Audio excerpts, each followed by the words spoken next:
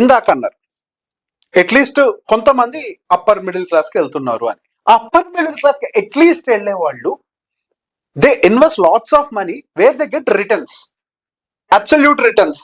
అంటే రిటర్న్ అనగానే నేను ఇంట్లో పెడుతున్నాను కదా, ఇల్లు రేటు పెరుగుతుంది కదా అని అంటే ఎఫ్డి ఇంకెక్కువ రిటర్న్ ఇస్తుంది.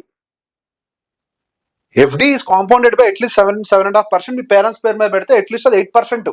సీనియర్ సిటిజన్స్ ఏ ఉంటాయి కదా. హైదరాబాద్ రియల్ ఎస్టేట్ ఎంత గ్రోత్, అపార్ట్మెంట్ కన్స్ట్రక్టెడ్ 7%.